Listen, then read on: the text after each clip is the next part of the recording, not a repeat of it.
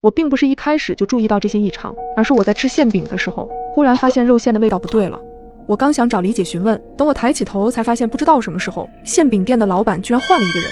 他的样子十分怪异，肥胖的身体穿着小1号的围裙，手里的菜刀不停地剁着肉馅。不知道为什么，一看到他的样子，我心里隐隐有些不安，于是我便壮着胆子问了一句：“老板，之前的李姐呢？”那个男人一听李姐，脸上的表情忽然变得凝重。哦，回老家办事去了。他细小的眼睛紧紧地盯着我，仿佛看出了我的疑惑，便又解释了一句：“我是他远房表弟，过来帮忙看店，过2天他就回来了。”我吞咽了一口口水，我知道他在说谎，因为我每天都来馅饼店吃饭，所以和李姐关系很好。可李姐之前明明跟我说过，她并没有什么远房亲戚。看着男人一脸不耐烦地剁着肉馅，我感觉更加恐怖，结完账就赶紧离开了。我内心祈祷着李姐千万不要出事。还记得我刚来的时候十分窘迫，为了省钱，我就只买店里最便宜的馅饼。也就是这个举动吸引了李姐的注意，她每次都会给我多送一个。也许在别人眼里，她只是一个普通的小老板，可在我的眼里，她就像我的姐姐一样。因为这个事，一连几天我都忧心忡忡。可1周过去了，我依旧没有见到李姐，心里的疑惑也越来越大。因为李姐的馅饼店生意很好，她不可能一声不吭就走了，那个男人一定有问题。我抱着疑惑再次来到馅饼店，不知道什么原因，这几天馅饼店的生意很一般，店里一直没什么人。我看到那个男人正在躺椅上睡觉，我便悄悄扫视了一圈。这时我突然注意到，在馅饼店后厨的门口，居然发现了李姐之前的衣服，上面居然还沾着暗红色的污渍。果然，这个男人肯定隐藏了什么。我蹑手蹑脚地来到了后厨，里面混乱不堪，角落里堆放着各种食材。突然，水池边一个黑色的塑料袋吸引了我的注意，那个袋子口死死的系紧，周围更是沾满了红色的血水。这个袋子里到底装了什么？昏暗的灯光压得我喘不过气，我颤抖着把手伸了过去，一点点地解开袋子。可越是着急，我的手颤抖得越厉害，塑料袋也止不住地发出了摩擦声。马上就要打开了。喂，你在里面干什么？我被这突然传来的声音吓了一跳，只见那个男人站在后厨的门口，一脸凶神恶煞地盯着我。前几天就看你鬼鬼祟祟的，进了馅饼店就盯着我。说着，那个男人缓缓地向我走来，看着他凶神恶煞的样子，我忍不住的颤抖。难道李姐真的被……剩下的事情我不敢想象。看着他越来越逼近的脚步，我大声呵斥着他：“你再过来我就报警了！”报警？你私自进我的后厨，我还叫报警呢？我看着男人一脸肥腻的表情，狠狠地说道：“自从你来了，李姐就不见了。还有你这个黑袋子里是什么？”那个男人忽然露出了异样的神色。李姐去哪了？我怎么知道？至于这个袋子，男人一直支支吾吾的。趁他不注意，我一把打开了袋子，紧接着一股臭味飘了出来。看着恶心的肉馅，我胃里一阵翻涌。还没等我反应过来，我就被他轰出了馅饼店。怪不得我吃的馅饼味道怪怪的，原来是这个老板以次充好，还打着李姐亲戚的名号在这里招摇撞骗。你看看你用的什么肉馅，都臭了，也不怕给人吃坏肚子。我气愤地在大街上喊道。这时一旁水果店的王哥走到我的身边。他是这个商铺的房东，就是看李姐生意眼红才涨了房租。大家都知道他是什么人，你瞧好吧，小姑娘，他干不成的。这个馅饼店就和王哥说的一样，过了半个月就因为给客人吃坏了几次肚子倒闭了。而李姐没多久也再次回到了这里，房租也和以前一样，而我又再次吃到了熟悉的味道。已经记不清我在学校门口等了多久，校园内似乎已经人去楼空，可我的女儿却还没有出来。我决定去班级接她。不知道为什么，昨天还干净整洁的学校变得破败不堪，我感觉有些奇怪。进门后，我便向着教学楼走去。不知走了多久，学校操场上突然起了雾，几只乌鸦落在篮球架上，处处透露着诡异。忽然脚步声渐渐响起，一个人影向着我靠近。什么人？直到那人走近，我才看到一名穿着衬衫的男人出现在眼前。他戴着的胸牌上写着教导主任李宗平。李主任，学校还没放学吗？我姑娘还没出来。马老师，下次不要再这么冒失了。李主任面无血色地递给我一张纸。冒失？什么意思？难道是说我进班级接我女儿吗？而且他为什么叫我老师？我接过纸张，刚要询问放学的事，然而我一抬头，李主任却不见了踪影，太诡异了。我有些紧张起来，看向了手中的纸张。欢迎来到麻吉中学。教师上任前，请注意以下规则：一、上课期间不要回答学生的问题；二、上课铃响之后，注意手机电量，你永远不知道它会在什么时候响起；三、图书馆是安全的，但请不要发出任何声音；四、离开教室请不要走门，窗户是你唯一的出路；五、远离身上有泥土的人，因为他们不是人；六、不要闭眼，你的学生不希望你睡觉；七、害怕就快点跑起来，千万别回头。突然响起的上课铃打断了我。我看着这诡异的一切，加紧脚步，向着教学楼跑去。这时我听到身后发出了阵阵笑声，我回头看去，原本空无一人的操场上竟然站满了学生，他们每个人都在喊着我的名字，听起来非常瘆人。他们的脸上都蒙了一层雾气，根本看不清。害怕就快点跑起来，千万别回头。我被吓出了一身的冷汗，难道这个规则是真的？太可怕了，我必须得赶紧找到女儿。刚进入教学楼，就看到一个满身泥泞的学生站在大厅中央。马老师，马老师，他的眼神紧紧地盯着我。远离身上有泥土的人，因为他们不是人。想到规则上说的话，我假装没听见，赶忙远离了他。可他却像是盯上了我一样，紧紧地跟在我的身后。老师，你怎么不过来？你快过来呀！上课期间不要回答学生的问题。他穷追不舍地追问着我，不过来，不要回答他，不要回答他。我的内心疯狂地咆哮着，仿佛下一刻他就会追上我。对了，图书馆，规则上说图书馆是安全的，但请不要发出任何声音。来不及多想，我急忙往图书馆跑去。进门后，我直接将门紧紧地反锁。马老师，过了半天，马老师，门口才没有了学生追问的声音。我松了口气，可下一刻，一个绝望的想法在我脑海中浮现：女儿会不会也会遇到他？我急忙掏出手机，眼看手机马上没电，我拨通了女儿的电话。滴滴滴的手机铃声在门口响起，难道我的女儿就在门口？不行，我必须救我的女儿。我急忙来到门口，可门上的玻璃却倒映出我自己的样子，一身泥泞，口鼻处还不停地有土渣掉落。看着玻璃前的自己，我内心充满了疑问：为什么会这样？我不可置信地打开了房门。我好像想起来了，我是一名老师，也是我女儿的班主任。地震了，快跑！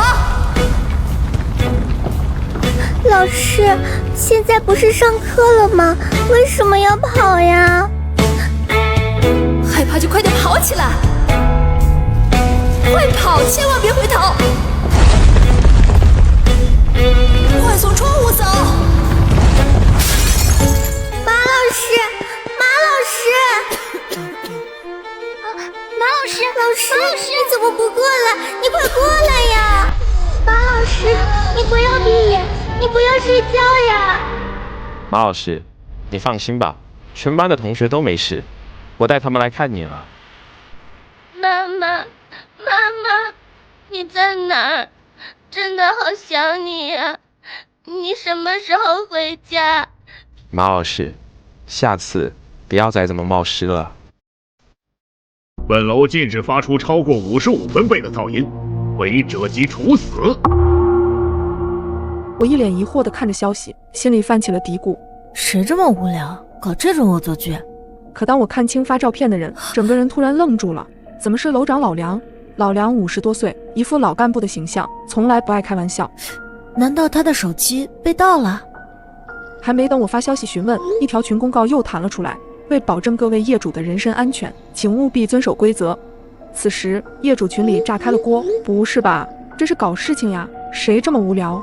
这种无脑的消息你们也信？一看就是假的。有的人就喜欢兴风作浪，无中生有，就是吃饱了撑的没事干。我自己出钱买的房，别人管不着，又搞了新花招来整我们，也太小儿科了吧？嫌吵就搬出去住，整天想这些花花肠子，就是闲的。看着402两口子的霸道发言，我无奈地叹了一口气。402夫妻俩经常吵架，每次闹出的动静都很大，像拆家一般，特别扰民。起初有邻居去楼长那里反映过情况，老梁委婉地提醒过二人，可对方不仅不领情，还说他是嫌吃萝卜淡操心，所以他可能认为这条消息是我们合伙骗他。我可没骗人，老梁应该是被盗号了，像他那种一本正经的人不可能开这种玩笑。切，那可说不准，万一他转性了呢？大爷，知人知面不知心啊！501发的是语音，声音很大，周遭还有刺耳的音乐，我心头一惊，这肯定超过55分贝了。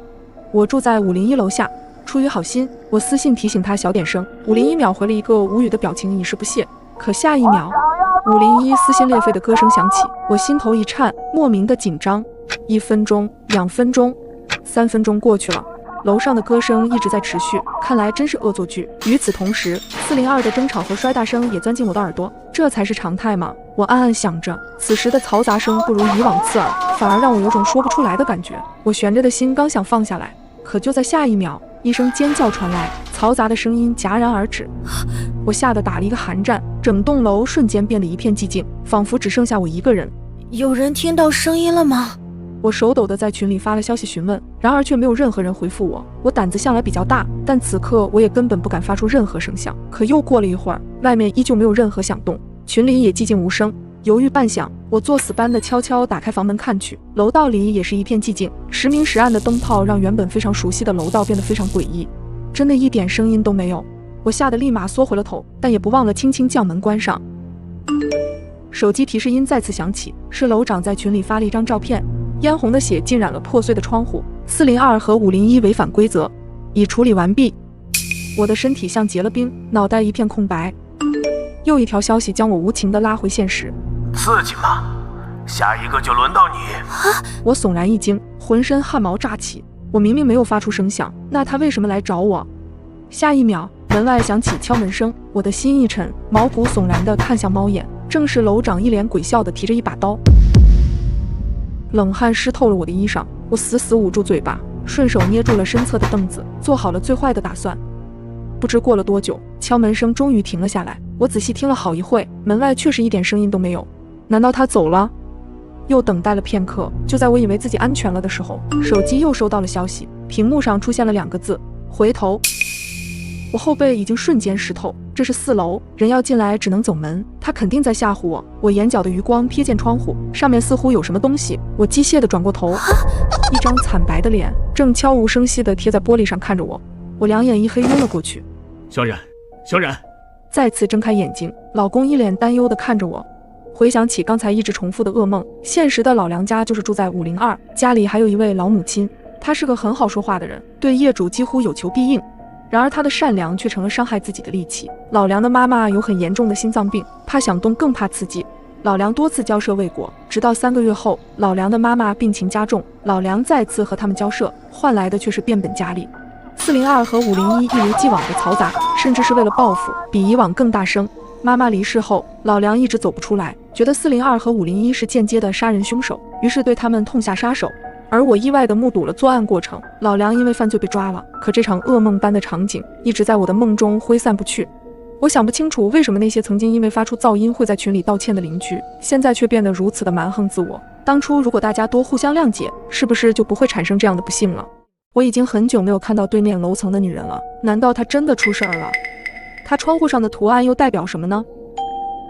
我是一个失败的小说作家，因为作品销量一直不佳，收入也得不到稳定的保障，被迫我只能搬进了这所廉价的公寓楼。也是偶然的契机，正当我在窗口思索剧情的时候，我看到了那个女人，她似乎没有拉窗帘的习惯，略显昏暗的灯光下闪过一个窈窕的身影，窗户里只看到她那修长的手臂将身上的衣服一件件扔在床上，很显然她是要去洗澡。于是我盯着对面无人的房间看了一阵子，那也是一间卧室，只是陈设十分简单，从这里看过去房间里的情况一览无余。一开始我感到有些不可思议，但时间一长，我也就自然接受了，毕竟我也是女人，就当作是同性之间的互相欣赏吧。某天我再次坐在窗口苦思冥想的时候，熟悉的景象消失了，他今天居然破天荒地拉上了窗帘。我原本以为他终于有了保护隐私的意识了，可1周过去了，我隐隐感觉到了异常，因为这段时间他的窗帘一直没有拉开过。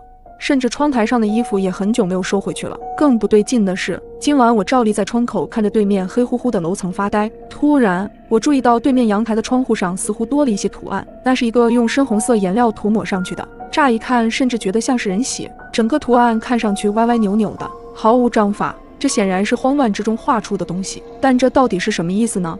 情急之下，我甚至开窗探出头，换各种角度去看，这才终于有了眉目，一板一眼地念出了2个字幕 SO。我被自己画吓了一跳，不由自主地打了一个冷战。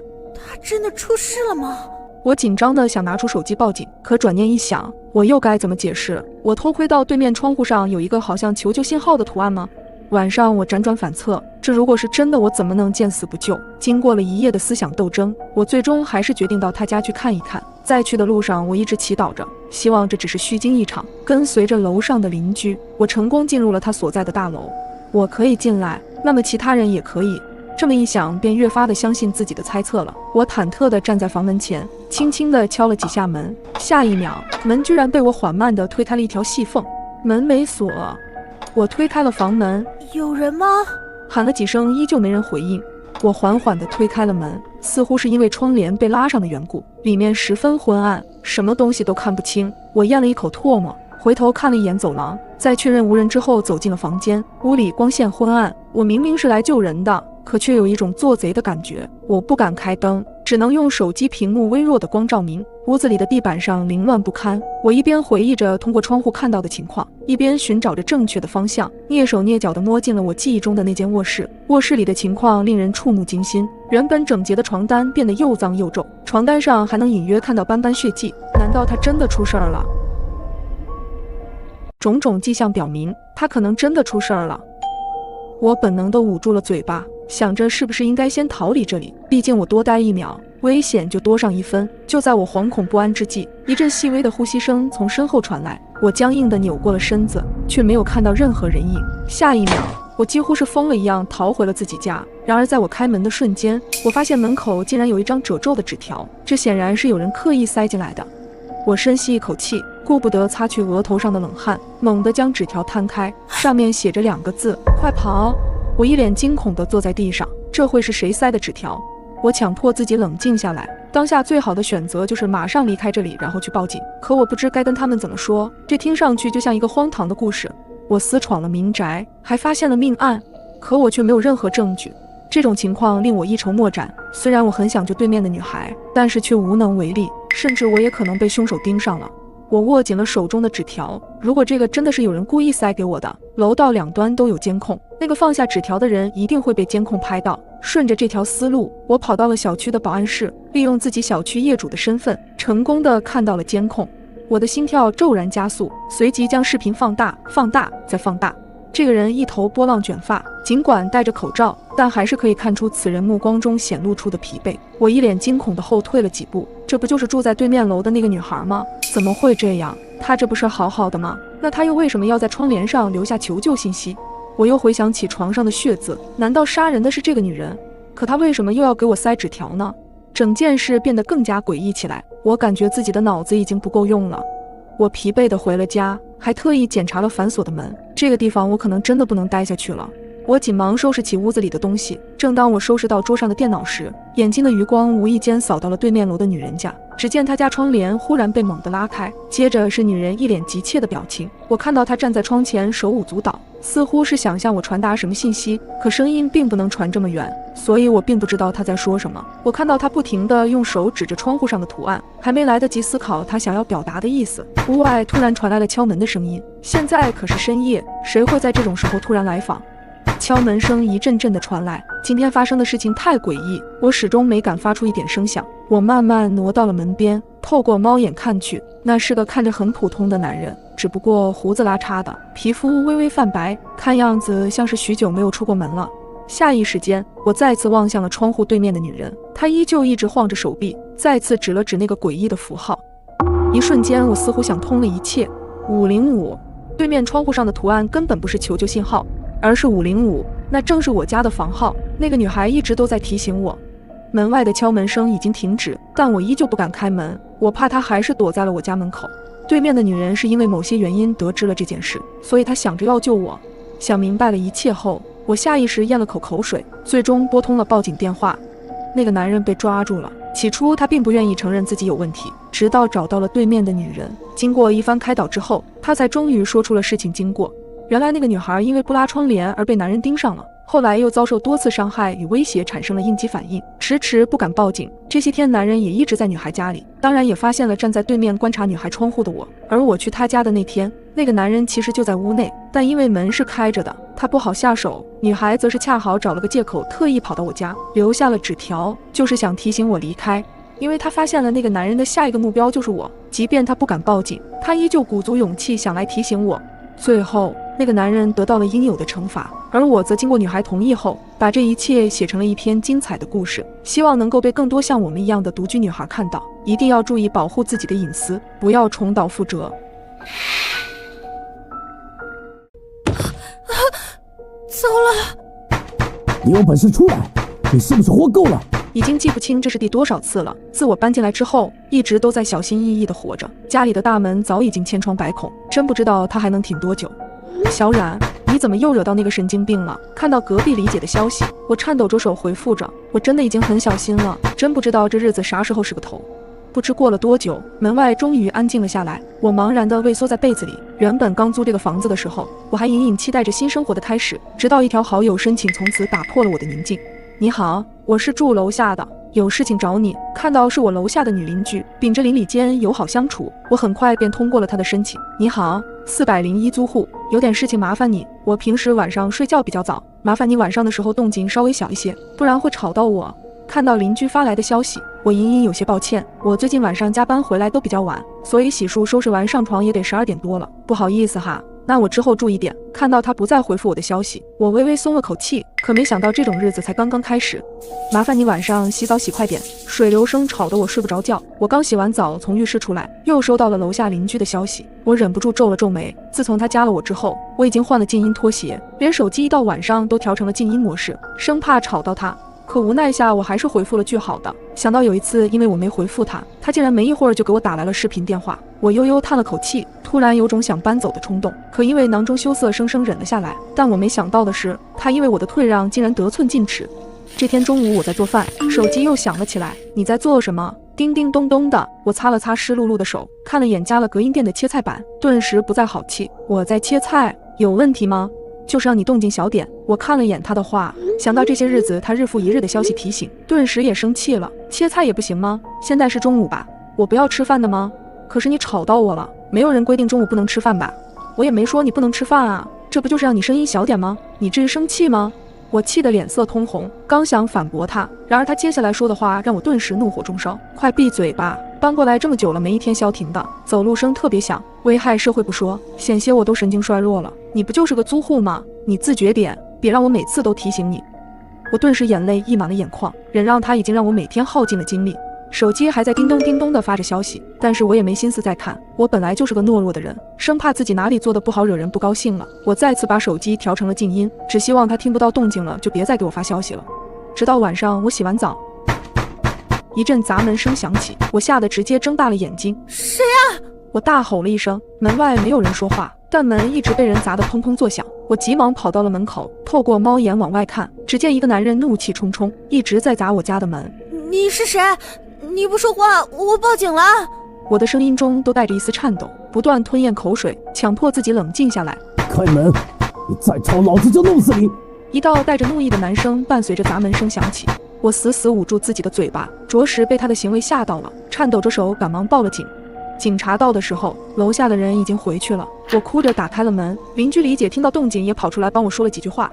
在了解事情经过之后，便带着我们上门做了调解。看着楼下301的男人客客气气面对警察的样子，我感觉刚刚经历的一切似乎和做梦一般。但同时让我疑惑的是，我自始至终都没见过他家的女主人。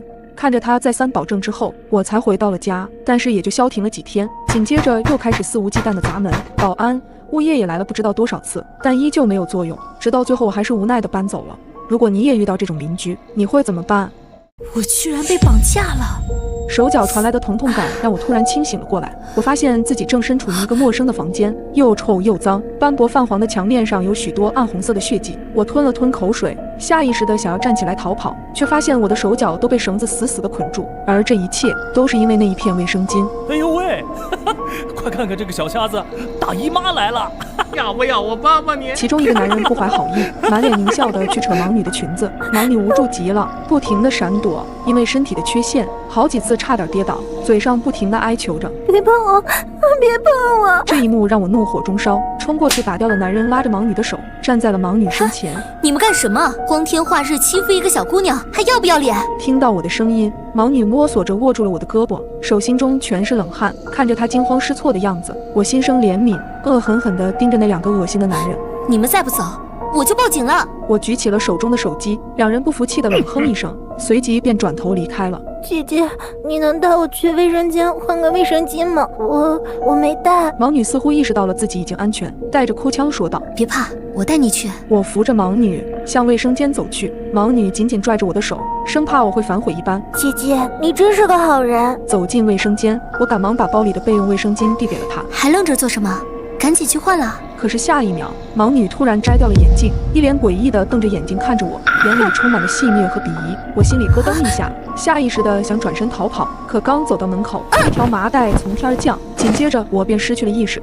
我咽了口口水，惊慌地看向了四周，却发现周围还聚着好几个人，他们全都被绑着，表情漠然又带着些许绝望。就在这时，一个男人朝我走了过来，我拼命地冲他喊道：“你知不知道囚禁是犯法的？赶紧把我放了！”男人怪异地看了我一眼，抬手就是一耳光。抓回来的这些人属你罪过造，一会儿就割了你的舌头。他的话音刚落，周围传来了一阵细微的惊呼，还有低气声。我被打得头晕目眩，心里怕得要死，不敢再和他硬碰硬，只能放低姿态祈求说：“放过我吧，求求你了！”闭嘴！男人再次扬起了胳膊，我认怂地闭紧了嘴巴。男人见我瑟瑟发抖，狠狠地啐了一口，扬长而去。走了几步，他猛地停下来，对着房间里的人发狠：“别耍花花肠子啊，要不然有你们好看！”房间里的人满脸惊恐，身体下意识地往后挪，仿佛面对的不是人，而是魔鬼。男人离开后，我紧紧抱着自己哭泣着。唉，旁边传来了一声叹息：“进来了这个地方，就别再想着出去了。”我抬眼望去，一个满脸灰色的中年女人压低声音说：“你们都是被拐来的吗？”大家不约而同地点了点头。我也是因为好心帮孕妇拎东西，结果被骗了。中年女人愤愤不平：“有个大爷跌倒了，我好心扶了一把，结果被他子女碰瓷儿，非得要去医院。我刚上车就被打晕了。”我吓得脸色煞白，牙齿不停地打颤。他们要把我们送去哪里？年轻一点的送去缅甸诈骗，上了年纪的打断手脚，割了舌头，做乞丐行骗。中年女人的话让我头皮一阵阵发麻，这个鬼地方太恐怖了，不行，我一定要离开。我们得逃出去，不能在这里坐以待毙。我颤抖着说完，便挣扎着站了起来，费力挪到了门边，用力地压下了门把手，可是门怎么也打不开。你想出去吗？一道戏谑的声音从身后传来，我吓得愣在了原地，余光瞟向了身侧，只见一个男人面目狰狞地看着我，咚的一声，我被他重重地摔在了墙角。既然你这么不听话，那下一个就是你了。我眼神恍惚，突然感觉头皮一麻，他拽着我的头发便往外走去，我满脸泪水不停地小声求饶。一阵砸门声传了过来，我感觉到头皮一松，随即倒在了地上。恍惚间，我看到了一群人出现在了我的面前。不许动！举起手来！善良是美好的品质，但不是坏人伤害你的帮凶。你可以善良，但要带着锋芒。你是住在12楼吧？我上来找你玩一会儿，可以吗？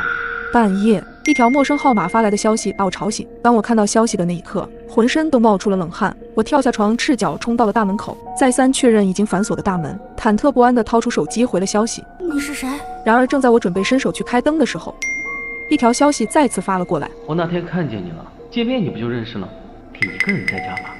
看到这，我突然意识到什么，开灯的手直接停在了半空，心里像打鼓似的咚咚直跳，脑子也快速检索着我认识的朋友。没有谁会大晚上这么无聊的跟我开玩笑。我抑制住内心的恐惧，回复了消息。你是谁？怎么会有我的手机号？我死死盯着屏幕，在寂静的黑暗里，仿佛只能听到自己的心跳声。可不可以上来嘛？我就在楼下，冷得很。看到他无赖似的口气，我再次确认了下紧锁的大门，心里的恐惧也消散了不少，厌恶至极的回复：请哪儿远滚哪儿，谢谢。而他接下来的回复还是让我心生胆寒。半夜绝对偷偷进你屋，12楼左边那个门，谢谢。现在可以100%确认我被人恶意盯上了。用不用现在就报警把你带走？当我这条消息发出去之后，想着他如果再有骚扰的意图，我就直接报警了。可是过了很久都没有再收到任何短信，他应该是听到我要报警后知难而退了。我顿时松了口气，但这件事依旧让我久久无法入眠。不知过了多久，正在我迷迷糊糊间，我突然听到门外传来了轻微的响动，顿时清醒了过来，真的有人在开我家的门。我浑身颤抖，满是突然起来的寒劲。为了确认我没有听错，我赶忙打开了门口的可视门铃。只见可视门铃下，一个戴着黑色帽子的男人正低头，好像在撬我家的门锁。我脑子闪过各种应对的方法，安全起见，也为了不和他正面冲突，我起身赶忙锁住了卧室的门，身体死死抵在门上，以最快的速度打电话报了警，并且联系了小区的保安。得亏当时住进来前，我特地留了保安的电话，就是为了防患于未然。看着时间1分1秒的过去，我一直微微喘着粗气来平复自己内心的恐惧，仔细的听着门外的动静，祈祷着警察和保安能够尽快到来。突然咔嚓一声，门被打开了，我顿时汗毛直立，手死死地握住了门把手。你干什么？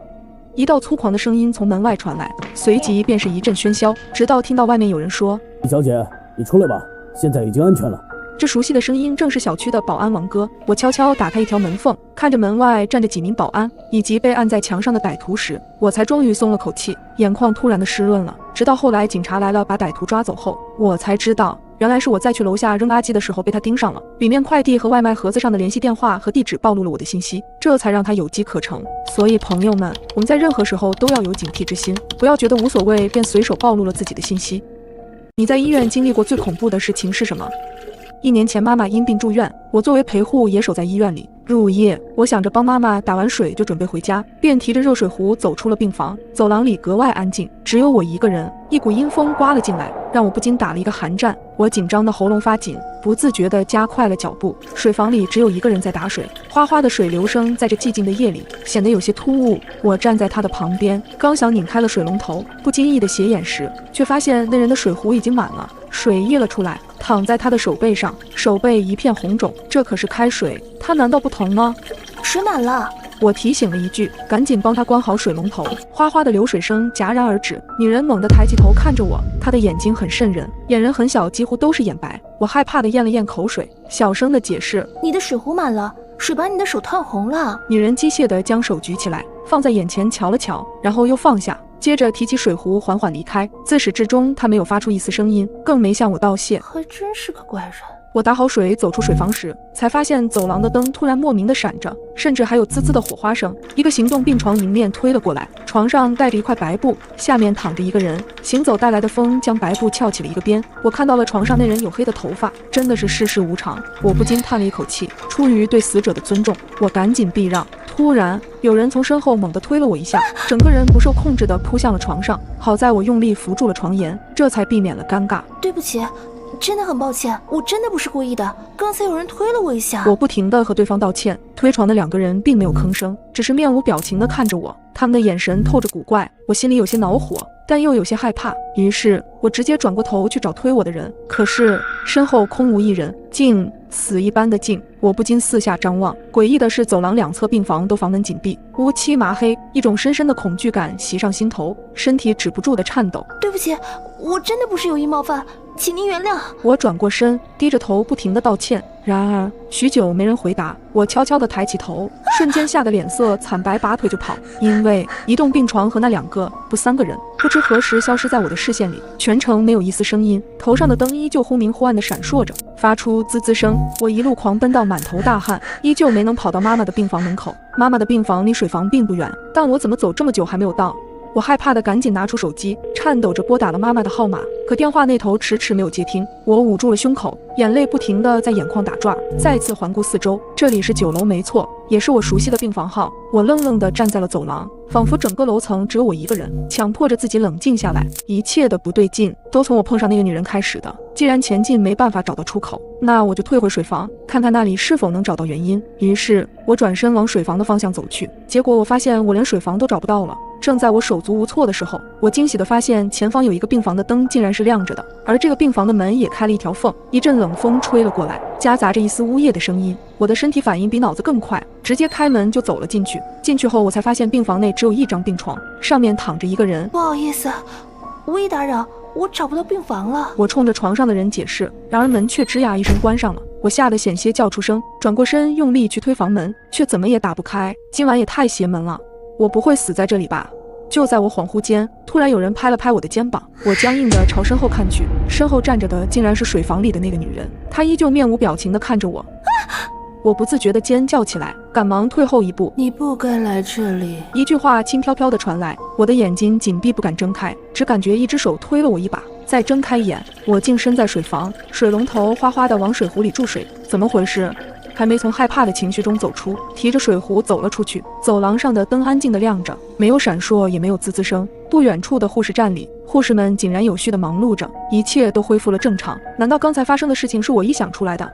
就在这时，我发现不远处两个人推着一个病床走过来，床上躺着一个人，从头到脚盖着白布。一阵阴风刮过，白布被掀了起来。这一次我不仅看到了对方的黑发，还看清了他的脸，她就是水房里的那个女人。我的汗毛全部炸了开来，快步往前走去。好在这次没出什么意外，我顺利走回了妈妈的病房。你这孩子怎么这么久才回来？